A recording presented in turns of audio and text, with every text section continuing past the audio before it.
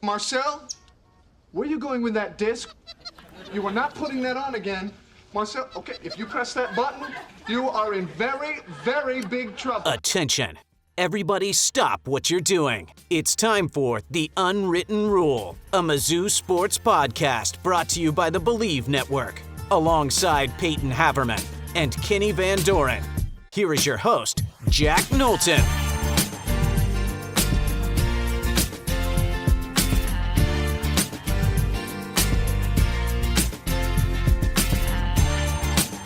Welcome back to The Unwritten Rule, presented by FanDuel. Today is Monday, February 2nd. Happy February, Payton. We're officially in the last full month of the regular season for college basketball. How does that make you feel? Good. We'll know sooner or later what the fate of this Missouri team is.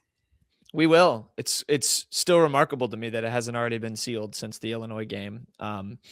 But yeah, it's not necessarily sealed. And they helped themselves the other day on Saturday with a win over a very lowly Mississippi State team, which I think even in college basketball, I think this is saying something, but is about as much of a one-man show as I think I've seen in a long, long time. However, that one man wasn't the only man performing for them against Mizzou. Normally it's just Josh Hubbard. This time it was Josh Hubbard and Jaden Epps.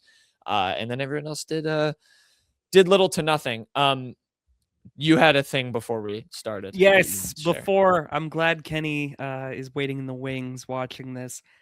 You'll see 2 2019 Washington Nationals of the week. I wanted to get this one in with Kenny on. I don't know if he's going to react or he'll no sell it because he thinks he's cool.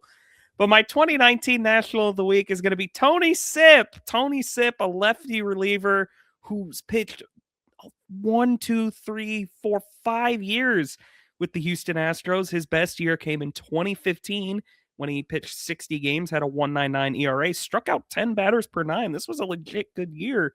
And he's most noted in this season for being the pitcher on the mound when Carlos Correa's infamous gaffe happened against the Royals in the playoffs. The famous off Correa on into center field. Kansas City has tied it in the 8th. Tony Sipp had a famous reaction to it where he's kind of like screaming, "No!" It was good to get this one in with you, Kenny. I can't see if you're even reacting. He's not. Yeah, I'm glad he's not. Well, now he kind of is. He's doing a little dance. He's doing his little dance. Yeah. So Tony Sipp, Kenny, do you have any? Oh, Kenny, you can't make that gesture at him. Oh, geez. Kenny, do you have any fond memories of Tony Sipp, or is it mostly just the famous off Correa memory? I think it's in the Athletic article or one of the ones that followed about the sign stealing scandal that Max Scherzer actually spoke to Tony Sipp about the cheating scandal. This was before it even came out because it followed this World Series that it was reported by the Athletic. But since teams and players knew about it, they'd asked Tony Sipp, how do you kind of get around some of the things that the Astros were doing? And I think one of his simple answers was you can't. Wow, I did not know that. Wow, Mike Fiers and Tony Sipp brought down the Astros. How about that, Kenny? Anything? He's not doing anything. Do you have any fond memories of that 2015 team? Maybe a certain pitcher who won the Cy Young for you? It's pre-Lance colors, really. So, there really wasn't much going on for that team at that time. There's a pretty big one on there. Someone won the Cy Young. Dallas Keuchel? No. He shut the Yankees out in the wild card game, Kenny.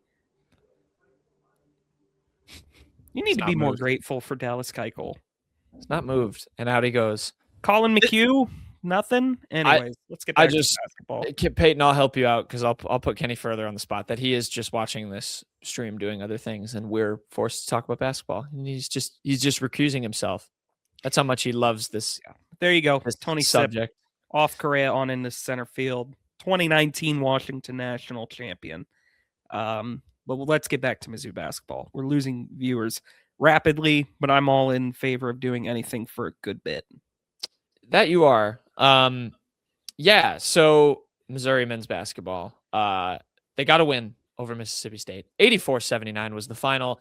Payton, I think place to start, which is an unfortunate one, is probably in the second half here. This was a game that, Missouri was really cruising in. It was the score that I'm going to give you. It was 66-51 Missouri with 11 minutes to play. Anar Boateng just rose up for a nasty putback dunk. And then on the very next possession, he went up for another one.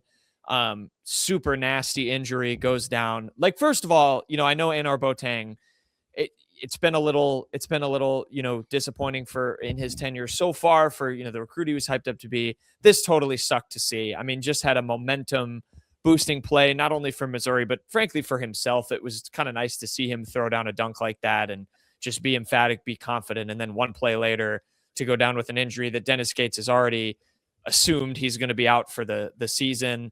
Obviously, he was down for a while. They brought the air cast out, and then he gave the thumbs up, which was a really good sign. It seemed like he had even right away kind of a positive response to it. So, our well wishes to him first and foremost. But that was tough for Anar Boateng, Payton, to see him go down with an injury like that, especially right after a dunk. And then we could talk about what happened after. Yeah, that was maybe the highlight of his season, that putback dunk, and the very next possession, he's probably out for the year. That's definitely tough for him, and he's a player that you really want to see keep getting better for Missouri. It would be a big time ceiling raiser for them, but just wasn't happening really this year for him. Hopefully he's able to rehab well and get a good off season in. Again, we have no idea the specifics of the injury. I don't think Dennis Gates gave any clue other than the fact that he's out for the year. Or probably out for the year. I think he said the quote was 9 times out of 10 he's out for the year. So I hope he's able to kind of rehab hard and get better and have a full off season, because sky's the limit for him, but it's just been a tough go of it so far. He's been injury riddled in his college career and just hasn't lived quite up to what I think everyone, including himself, was hoping for so far. So, the game totally changed after that. It was, and they even said it on the broadcast, I remember, was now Missouri's, you've got to lock in. You can't let this get to you. You have a chance to kind of bury this team. And Missouri and Mississippi State came all the way back. They got as close as 3, and the 3 came on a Josh Hubbard and one on a 3. Jaden Stone fouled him on a 3-point shot. They got it to 74-71 with 2 minutes to play. And then guess what, Payton? Missouri scored every single one of the remainder of its points at the free throw line and totally won this game by making its free throws, which is something we have not said and we were very worried about costing Mizzou. Has cost Mizzou to an extent, among other things, in some of their losses. But they got to the free throw line aplenty, 25 for 33 in the game, but they went 17 of 21 in the second half, 81% from the line, and that sealed it for them. And that I think is a positive takeaway in a game that it definitely didn't feel as close as the scoreline ended up being, I think. And again, that's kind of why we led with the Anar injury, right? Is it, that played a factor into why Mississippi State came back. But Missouri closed it at the free throw line, Payton. It's a big step for this team to be able to do that. Certainly. And after how bad they were against Alabama from the stripe, that's a positive to see. Barrett, rough shooting day, 3 for 11 from the field. He did knock down another pair of threes, which is big for him, but still, not super efficient, but he did get to the line for 8 free throws and made all of them. So that's very crucial for him to do that, considering his style of play. Really, you look at the line, 7 of Missouri's 8 misses came from Mitchell and Robinson, and Mitchell went 8 for 12. You'd like to see him make 1 or 2 more, but not a horrible day for him. And I don't even know anymore. He should not be a player that's hitting only 5 of 8 from the line, but certainly a much better day there. Like you mentioned, they didn't have a field goal. You see it on the stat broadcast if you're watching on the YouTube. Did not have a field goal in the last 3 minutes, 2 seconds. So they needed every single one of those free throws. So Ant's an interesting place to go here, and I know you missed the very end of this game, but frankly, it was a lot of Mizzou shooting a lot of free throws. There wasn't a ton to discern other than Missouri was clearly impacted by the Boateng injury. Mississippi State has come back on some teams before this year and almost did it again. But in the beginning portion of the game, from what you watched, what was your takeaway with Anthony Robinson? He's out of the starting lineup again. It was T.O. Barrett. 9 points, 2 for 7 of the field, 0 for 4 from 3, and he did miss 3 free throws, but he was getting to the line. 4 fouls, only with 1 turnover, need a block and a steal as well. I'm kind of curious your thoughts on him. You mentioned just because you mentioned him with the free throw shooting. I will say I thought it was a bit better than it has been the last few times out for him. It still wasn't good. And I mean, he's still leaving shots short. I don't understand like how that can still happen. Like if you're Dennis Gates, you got to tell Ant to just miss long on everything. If you're going to miss at this point, just do something to get him out of that funk where he's leaving just everything short. But I mean, he did make some plays we're more accustomed to seeing him make. He had that steal that led to an easy transition bucket. Getting to the line is a big plus for him. He hadn't really been doing that. Only 1 turnover, 2 assists, so a little bit of life, and 9 points at the end of the day is more than you've been getting from Ant. So it's a bit of a step forward. You still have to see a lot more, but I mean, there were some signs of life there. Definitely. I think that, in 23 minutes as well, it didn't seem like they were trying to force things with him. They had, the guys that were doing well needed to play. T.O. 30 minutes. And then that was the other big point out of the gate, Payton, from this game. Another starting lineup change. Trent Pierce finally comes in. And I don't know. I don't want to pat myself too hard on the back, but Trent Pierce comes into the starting lineup for this game, 13 points, 5 of 8 from the field, 30 minutes. And then Jacob Cruz off the bench in 20 minutes, 8 points and 2 threes, which I feel like is what we have been kind of saying needed to happen for this team, is that Trent Pierce, is a guy that needs to be in the starting lineup. And it seems like he made that pay off. And certainly it looked that way in the first few minutes of this game. Missouri ended up hitting its usual shooting wall where it couldn't make a bucket for a stretch. Mississippi State ends up taking the lead, but Missouri starts out 13-4. Certainly that has not been the out of the gate team that we're used to seeing with some of these deficits they kind of put themselves in. I don't think that was necessarily a coincidence with Trent Pierce coming in. And that run from Mississippi State came directly after a technical foul from Sean Phillips, who just continues to get at least at one technical review a game, it feels like. That's all I'll leave that at. That's got to be cleaned up. But, I mean, it does feel like that's for the best. I mean, Pierce has been a starter before. I mean, he was a starter for most of the year last year. And it wasn't always pretty, but he's used to kind of being out in that starting role. Whereas Cruz before this year had not done that at Missouri. And he just did not respond well to being a starter, I don't think. He definitely feels like a player that is just better if the game is coming to him. Like if he can see kind of what is going on out there, I feel like he fits into the flow better. And he was 3 for 4, 2 for 3 from deep yesterday, 4 boards. So it was better for both parties. I mean, Pierce was excellent. I think Pierce has been very, very good in SEC play, save for a couple games. And Dennis Gates rewarded him with a starting spot. And I highly doubt we're going to see him take him out of that. Yeah, I think that needs to stay put. And this is my other thing with Trent Pierce. And going back to Anthony Robinson. I saw a thing, and I'm sure you saw this as well, Payton, the quote that Trent Pierce had about Anthony Robinson and the getting him out of the funk. Shout out! I'll give a shout out to Killian Wright here from he's at Como Sports. He's at the Maneater, all the classic J School things. One of the student reporters posted this. This is the quote from Trent Pierce. He was asked about Anthony Robinson and just him kind of being in a funk. He said, I had dinner with him sometime last week and we didn't even talk about basketball. I just wanted him to get out and just get back to himself outside of basketball, because he started isolating himself a little bit. So I just pulled him out. You could see the change the next day in the locker room. I realize probably romanticize this stuff a little bit more than most. I'm not as practical, but that sounds like a coach. And it made me really want, to make sure that this team does whatever it can to keep Trent Pierce around. Cause I don't know. I think that's a pretty great thing to have happen. You've got your guy, your team captain, who was an all-league player last year, struggling. And it sounded like it was more mental stuff unrelated to basketball. And you have, Trent Pierce stepping up to try and to say, hey, we need you in this setting, but I want to make sure you're okay, mentally, just as a person off the court.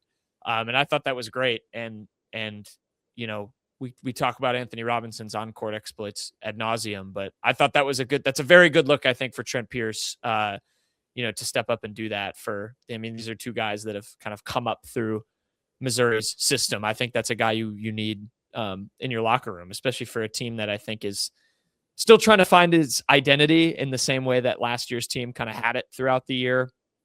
I don't know. I loved that from Trent Pierce, so I more wanted to shout that out.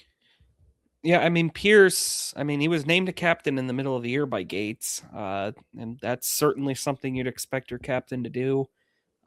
He's definitely grown leaps and bounds as a player since his freshman year, and seems like he's kind of breaking out of his shell. I remember we heard a lot about how kind of he was pretty shy when he got to Mizzou, like Dennis Gates that's a big thing with Dennis Gates a lot of the time. He's had a lot of players that are kind of more quiet and reserved. He tries to get these guys to break out of their shell. So seems like that approach is working with Pierce.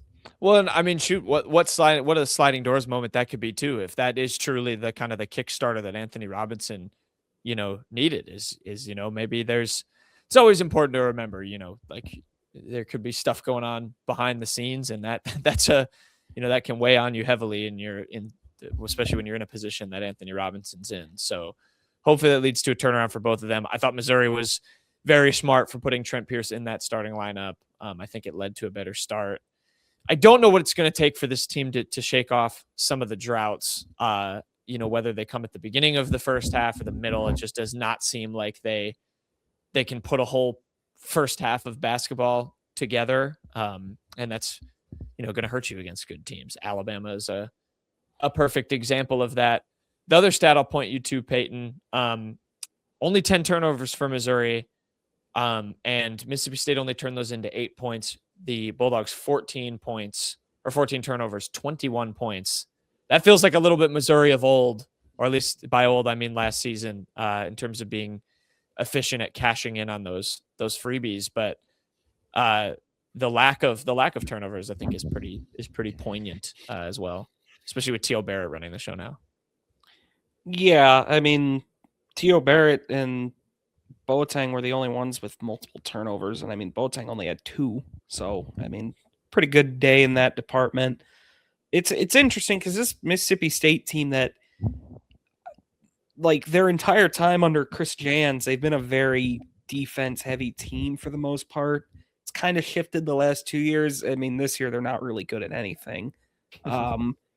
But I don't know that I'd say they're very disruptive, but it's still pretty stark to see kind of that kind of edge in the turnover department and the points off turnover department in particular. Yeah. I think that was key. And it was another game. Missouri didn't win the rebounding battle. Now they didn't get demolished on it. It was 38-36, but I think they're doing exactly what they need to do in the rebounding battle most of these games. Yeah. I don't know if there's been a game yet that they've been just insanely outmatched. I can't remember what the Alabama rebounding. Georgia was not good. I don't even think it was a wide margin, but they gave up a ton of O boards. At least, well, maybe not even that. Like, they gave up a ton of O boards on that one possession that everyone will remember. There was another game, I think it was LSU. They gave up so many second chance points, like a lot. But for the most part, when you consider what it was the first couple years under Gates, you kind of got to be thrilled with where they're at rebounding wise now. And I think a lot of it is just pure effort. I agree. 1,000%. And so Missouri now, metrics wise, they're 60 in Ken Palm, and it still just kind of hurts to to look at this stuff, I think, because their best rating in the Ken Palm, like before you click on the expanded version of it, Payton is their luck rating. They're 43rd in luck. They, A lot of close games. And they've come away with some of them, but the 61st ranked offense and the 86th ranked defense, and they're 223rd in tempo. It doesn't feel like this team does, anything good or super elite, at least compared to, last year and even Dennis's first year. But yet you still have, it shows when you have guys like Mark Mitchell and Jaden Stone, who I don't even think we've really mentioned was solid in this game. He did go 1 for 5 from 3, but chipped in 11 points. And even just Mitchell alone, 19 and 7. He's going to carry your team real far, and it's going to be real disappointing if the farthest is one tournament appearance and no win as we get to kind of the midway or into the final month of the SEC here. We're gonna do for Friday's show, because there's no midweek game. We're gonna talk. I think we'll give some superlatives out and do all that. But when you look ahead, Payton, and just kind of the rest of the season, I mean, what's your vibe of this team? I think they're still next 4 out for Mr. Joseph Lenardi on his bracketology. I'm just kind of happy. I don't know about you that we're in a boat where we're still talking about the potential of a tournament team, because to go back to what I said at the start, it didn't feel like after we were Illinois, I didn't think we'd be talking about that at this point. But yeah. I mean, I still don't expect them to make the tournament. They're 5-4 in the SEC. They're one of, I believe, 8 teams, because I believe Alabama lost today. Yeah. So they're one of 8 teams that are above 500 in league play, which is pretty remarkable considering the tenor of the fan base at the moment. I'm not saying that's unjustified, but it is interesting to kind of see. I mean, yeah, the non-con is going to kill them. It really feels like. I mean, losing Notre Dame is going to turn out to be a crusher if they miss and they're on the wrong side of the bubble.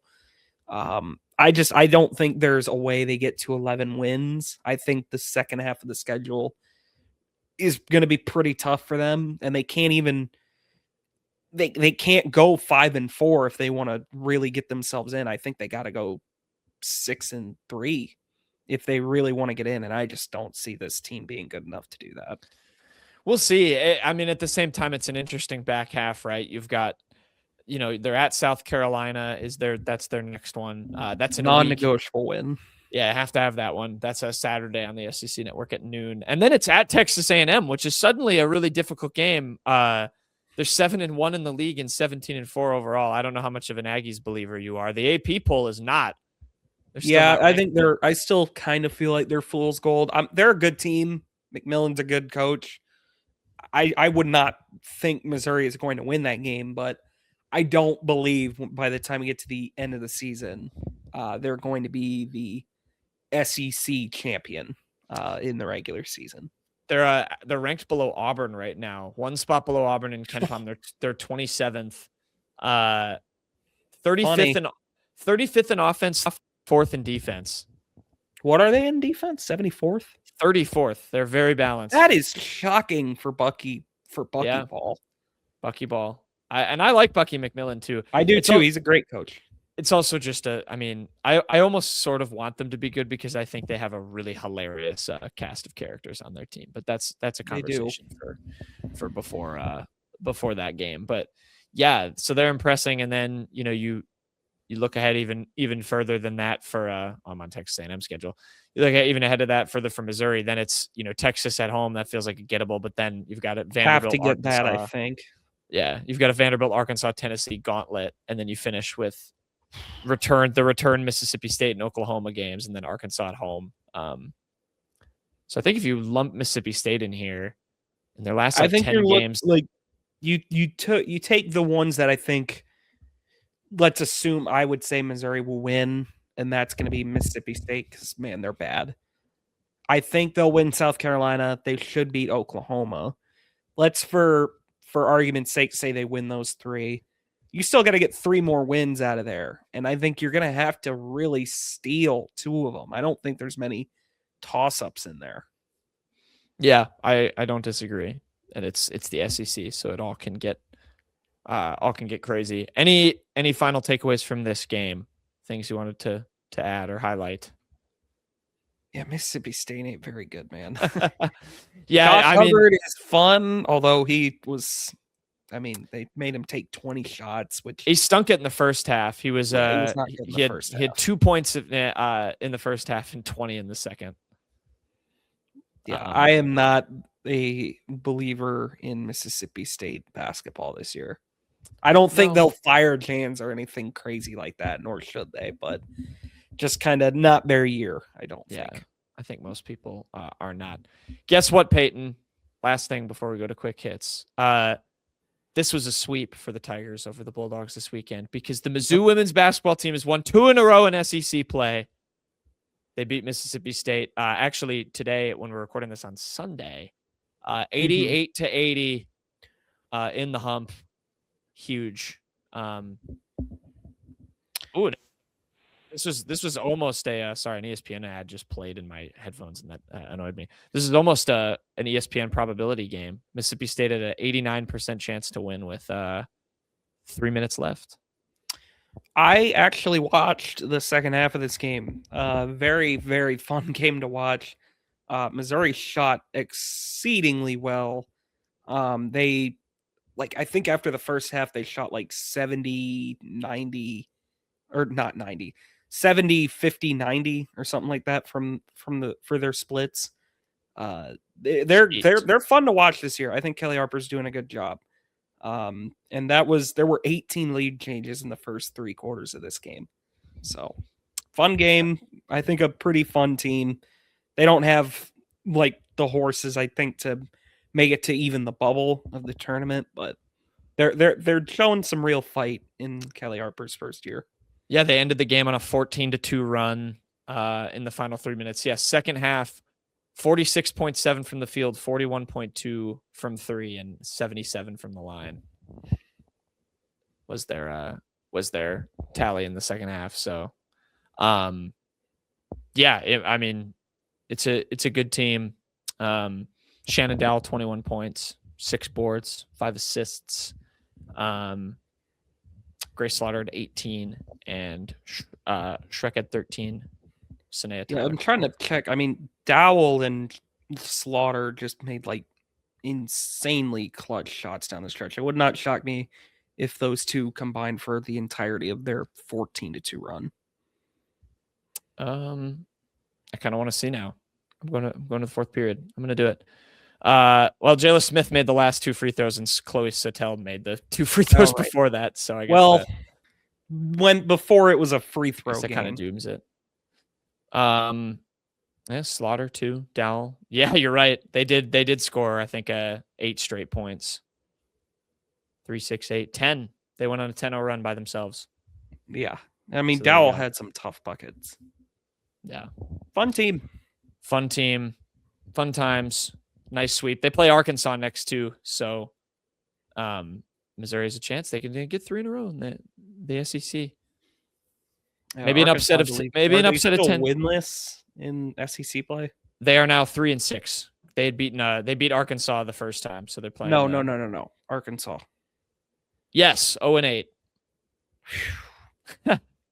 Florida's 1-8. A&M is a lot of pressure. And Florida's 1 is Missouri. Yeah, it's true. That's true. All right. See if they can get the win for Arkansas. Maybe they'll upset Georgia, and then we can start having some tournament talk. Yeah. Probably not, man. Probably not. All right. We will send it to a quick break. We come back. We'll finish up the rest of the show with quick hits.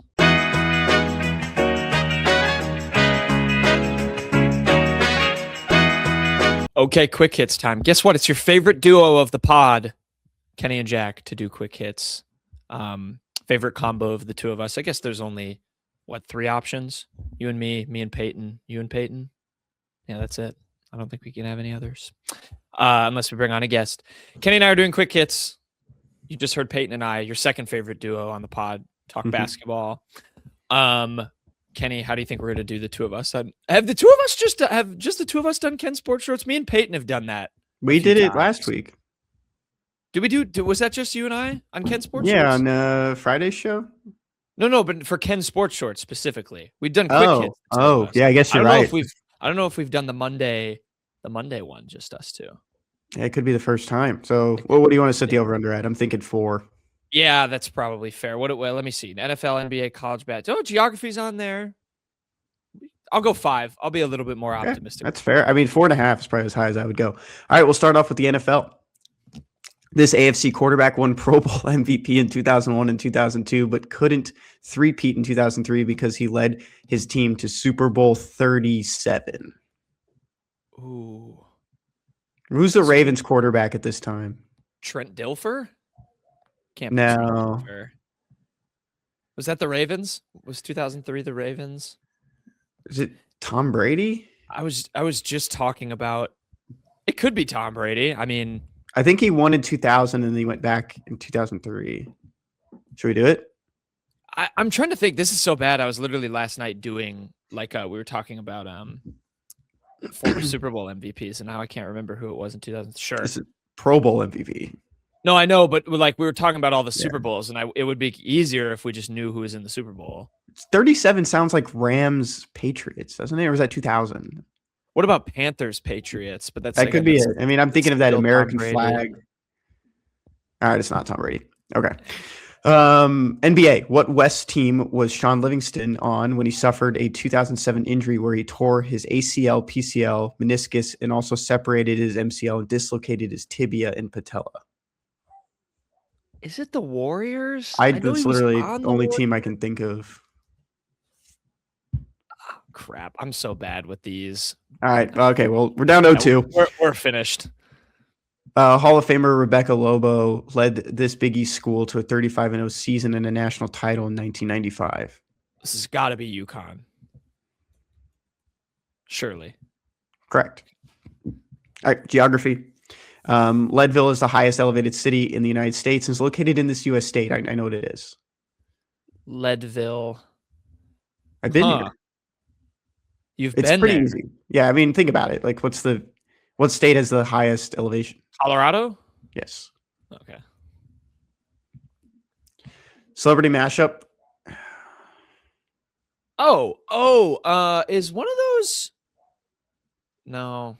I've been watching a lot of short YouTube shorts of Yellowstone, so I thought for a second one of them was Kevin Costner, but I don't. Maybe the think face, the eyes. It's not the head. yeah, isn't it kind of Kevin Costner a little bit? Eh, Costner-y? I think we just skip it. Come back. Okay, yeah, whatever. Snacks and candy introduced in 1938. Nestle produces this milk chocolate and crisp rice chocolate that comes in blue wrappers with a name in red print. I know what it is. You got it. Crunch bar. Oh yeah. Or I guess it would just be crunch. I don't know why I was thinking like a little single candy. I wasn't thinking of a bar for some reason. But they make small versions. Well, yeah, but I was thinking like for some reason like a chocolate chip. I don't know why. Like Okay. something like that, which threw me off. The Practice and its spinoff Boston Legal each ran on this major network from 1997 to 2008. Where did you see ads for this in football games? Was it Fox or CBS? My head first went to Fox. I don't know. I always feel like that's a safe bet for like police do it. shows. Do it.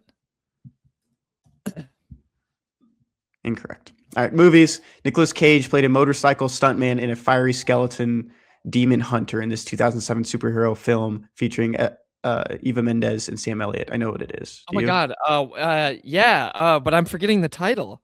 I remember getting this movie from Blockbuster. I think it was probably the last year Blockbuster was Nice. open. What? What's the first like? Is it 2 words? No.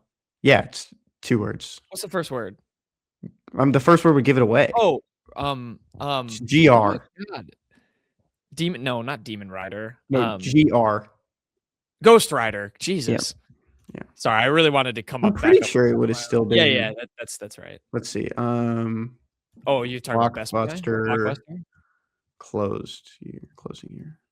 Yeah, okay, it was still open. I remember like going to one and getting that movie. Music. I never meant to let you down. Would have gave you anything. Would have gave you everything. Or lyrics from this 2018 Post Malone song. So You this is never funny. meant to let you down. Would I give you anything? Yeah, it's that song. Do you know it? I know it. White Iverson. No. It's That from was that same earlier. album, right? No, it's not. It's Oh, not. it's from the album with the orange. Nope. Yellow. It's orange? Yellow. Well, no, so you're thinking of the album that White Iverson's on is where it's a picture of him. Mhm.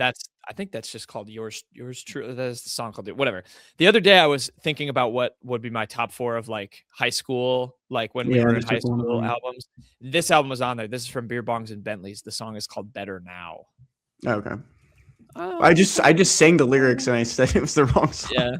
All right. Well, we got 5. We did get 5. Not the 5 I thought we were gonna get. No, not at all. God, All who was right. it? The ones we got wrong: Celebrity Mashup, Brendan Fraser. Okay, I can see that. I And see Josh Brolin. Brolin. Yeah. Okay, man, I think we should have gotten that. Television. It was ABC. I mean, that's such a toss-up. NBA was the Clippers for Sean That's Livingston. right. That's right. Any other guesses for NFL? Maybe it was Trent Dilfer. That'd be crazy, but What if it was Manning? I thought the Ravens was 05. Okay, Rich Gannon. Okay. What team was Rich Gannon on that year?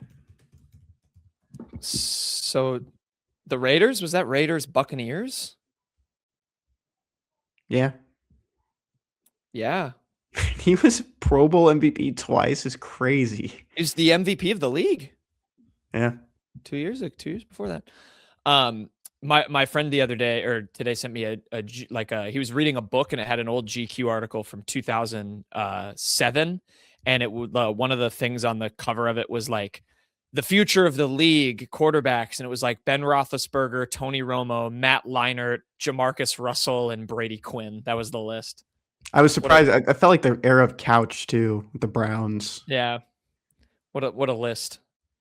He was disappointed there was no Alex Smith. All right, who is your Tiger in the Wild? My Tiger in the Wild is Steve Casula, former tight ends coach and co-offensive coordinator at Michigan. He's joined the Missouri staff. Learned that today. I think it's interesting because I just was told he was as an offensive assistant. That could probably have a little bit of a higher title to it once he's officially announced by Missouri. It kind of comes down to you already have a tight ends coach in Alex Atkins, and Alex Atkins is already doing good work. He has his top guys picked out. He has Judah Lancaster, who's in Tennessee. They offered back when he was at IMG the year prior, and then Jack Brown, of course, is the biggest name in Missouri at Francis Howell Central. That's the most sought after guy in the state. He's playing both ways, but he's going to be a tight end at the next level most likely. And when you got guys that come in from the Big Ten like Steve Casula, your offensive coordinator and Chip Lindsey was also at Michigan, knows Casula well. You bring in another assistant offensive line coach and Luke Meadows, who does a lot of 12 personnel stuff, knows how to use fullbacks and tight ends and some big bodies.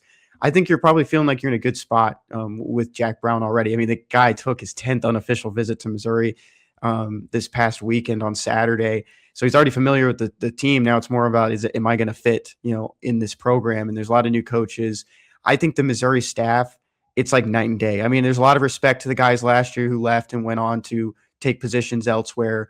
But with the uptick in the amount of money, the allotment that goes to assistants, this Missouri staff looks completely brand new almost. And not that many guys left. You get Garrett Riley, former offensive coordinator at Clemson, in ACC school. Sure, it wasn't like the best offensive years at Clemson, but he's been in that Dabo Swinney system. And he's going to be your quarterbacks coach. You bring Steve Casula over, there's a lot of respect at the tight end spot. And he's not even your tight ends, official tight ends coach. That's Alex Atkins, who comes over from LSU and Florida State with a lot of experience in recruiting offensive linemen too, and a lot of success in doing that too in his first couple of years at Florida State.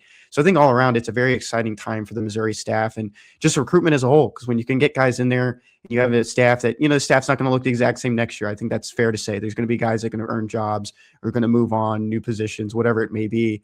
But it's a good thing for recruiting. It's a good thing for the transfer portal. A lot of trust in these guys. And I think a lot of people should be excited on where this staff is kind of moving.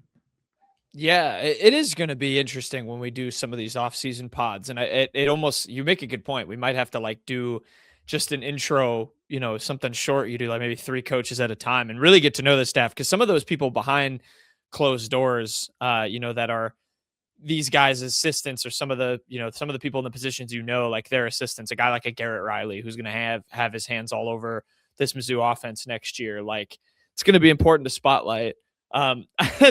The cynic in me, Kenny, says this is a lot of names in the pot for a team that doesn't use its tight ends that much. Is that mean to say? I don't know, but recruiting is good.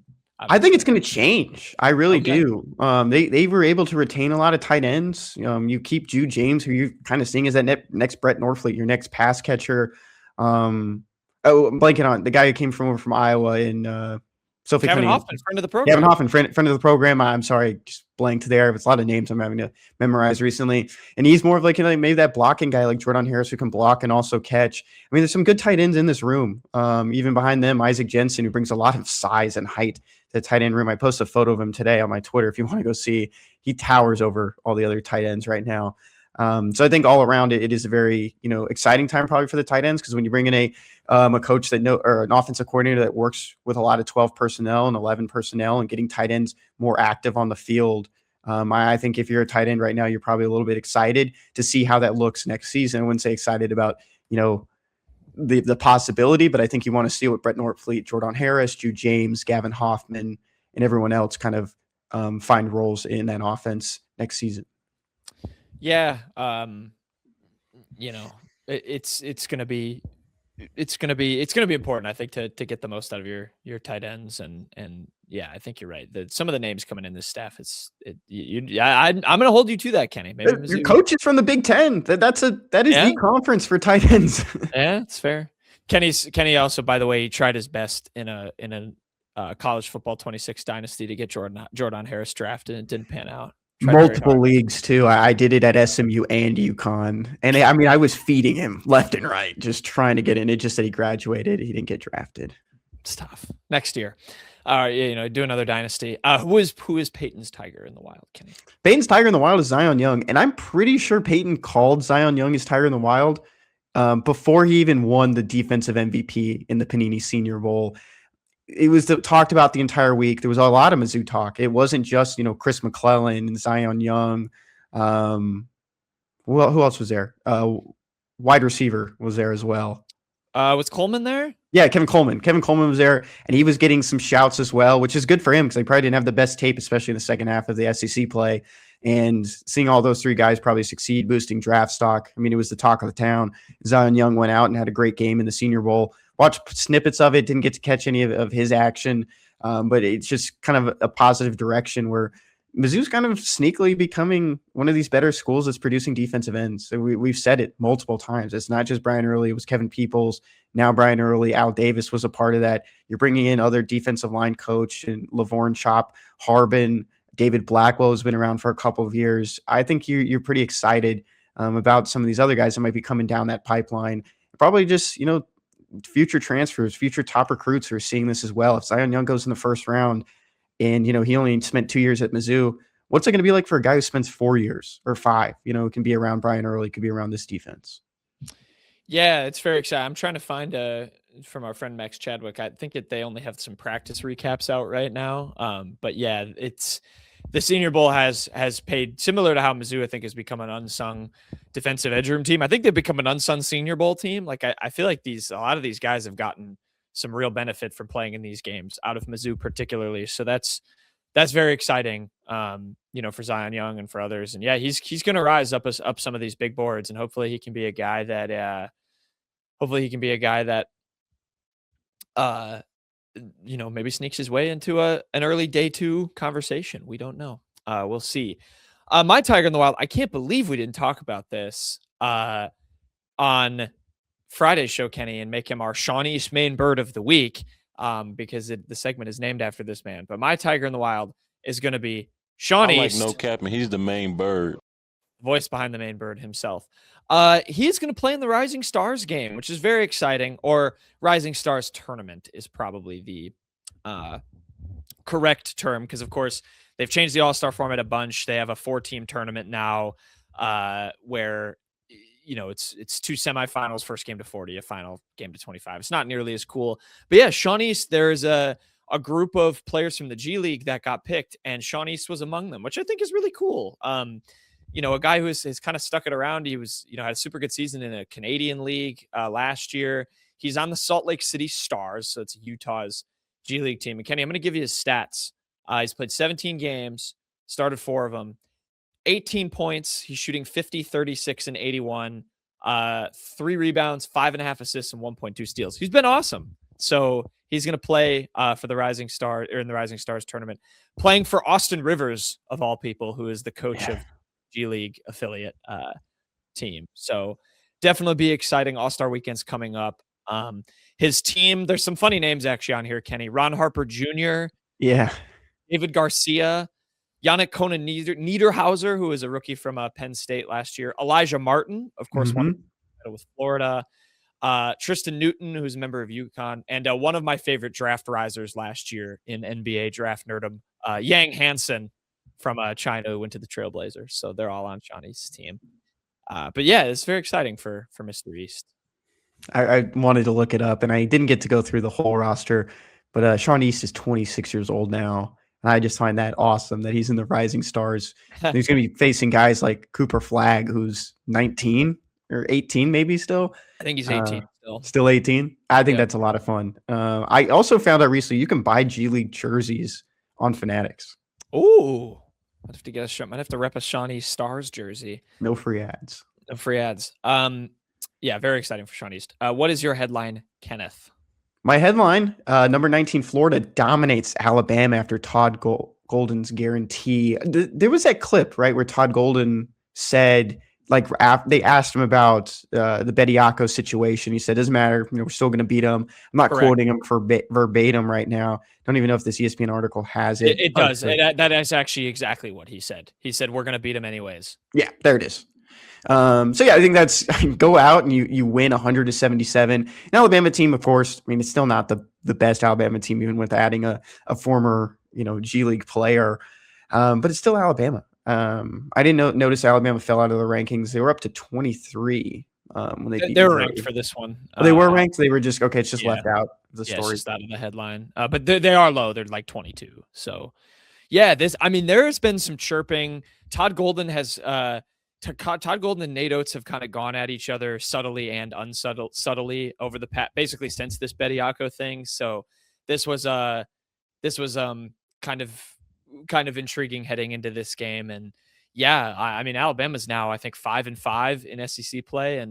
And again, just kind of a make it make sense thing for the SEC. Florida loses to Missouri. Alabama beat Missouri by 30, and then Florida beats Alabama by 30. It's such a funny conference this year. But yeah, this was kind of interesting for me with all the Todd Golden stuff. So very, very, very weird league, the old SEC. Speaking of the SEC, in a different sport, Payton's headline this year, number 7 gymnastics post season high 197.5 against number 2 LSU, which you'd think, Kenny, in any other world would probably get you the win in a gymnastics meet. But no, in fact, this happened in a loss because Mizzou lost very close, 197.675 to 197.500 on Friday.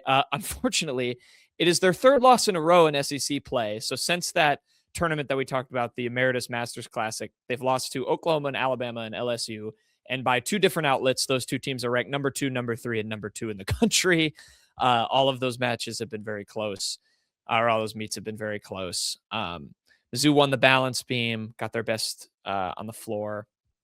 995s for Riley Jackson on the vault, and Hannah Horton on uneven bars. But thus is the grind of the SEC. They will face Florida, who don't know which outlet, also listed as number 3.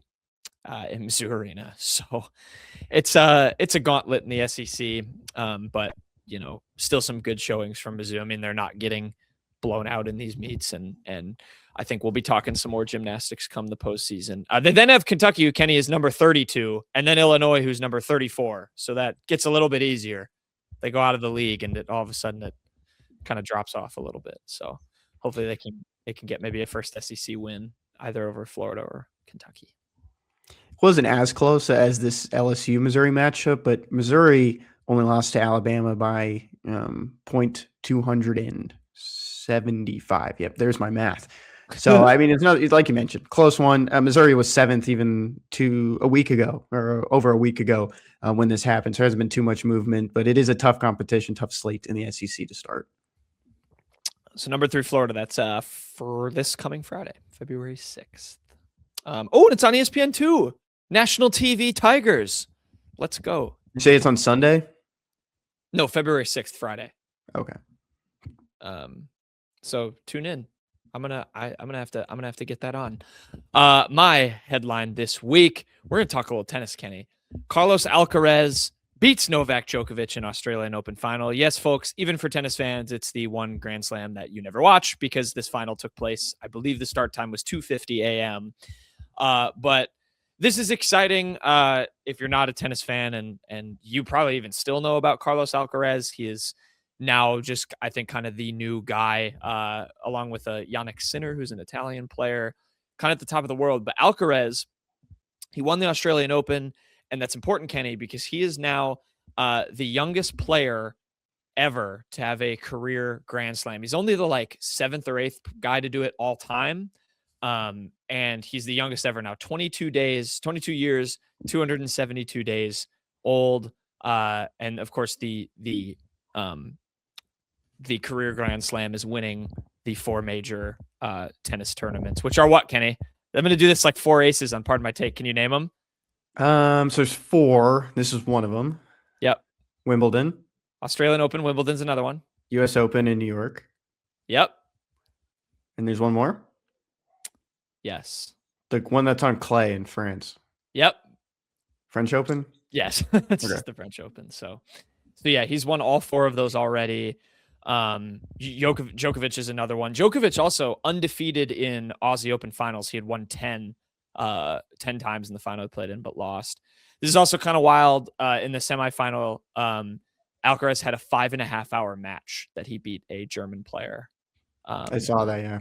Yeah. Cramping. So, what? Yeah. So he's cramping, and it's obviously hot in Australia. So he overcame that and won. So yeah, he's going to be down under. In the down under. So he's going to be good for the future of tennis. If you're a tennis, I'm very excited. I am a tennis enjoyer, although admittedly did not watch hardly any of this tournament because it takes place very early in the morning. Have to watch the highlights. All right, Kenny. I was trying to. I got one. Trying to see. No, I know you have one. I have something before that. This comes from our good friend Payton Haverman. It's the 2019 Washington National of the Week. He was hoping to potentially be around for this, but he couldn't, so he gave it to me. He didn't do one last week. Did he? Yeah, he did. It was his first one last week. Yes, he wasn't here. Well, he wasn't here on Friday's show. No, yeah, he does them on the Monday show, and he gives one a week. If he does one on Friday, I'm going to call you out. Well, he sent me one. It's Matt Adams. Your favorite player, Matt Adams, played for the Cardinals for a while. Yes. What? He did, yeah. Oh, and Atlanta and Colorado. Yep. Payton did not give me anything else to say about him. He just sent me the name. So I think you're supposed to say those after the joke when the show's ending. I thought I did it before. Well, he's not here to control when I say it. So. I think it's more fun to do it after. Okay. You want my joke? Sure. This one comes from our favorite TV series, The Today Show. Sarah Lemire, the lifestyle reporter for The Today Show. Where do surfers go for an education? I don't know. Where do surfers go for an education? Boarding school. Boarding school. Good one. Good one. That'll do it for the show. More hoops coming up for Mizzou men's basketball. Kenny, you weren't here for the basketball segment. Do you have a quick take you want to share with people on the game, Mississippi State game? I think it was one of the more, outside of the Anwar Boateng injury, it was more of a game that didn't really feel like you were going to lose it at any stretch. Mississippi State did claw back a couple of times, got within 6 points, I think was the closest I remember seeing in the second half. Other than that, it was probably more of the cruise control games that I've seen from Missouri, and probably less stressful for a lot of fans. Yeah. Mizzou's got a week off. We're going to have to do something fun for filler on Friday. Nothing. Just nothing. No show. Talk about no show. No, we'll figure something else out. So stay tuned until then. Thank you, as always, for watching, listening, wherever you may be. We will see you next time.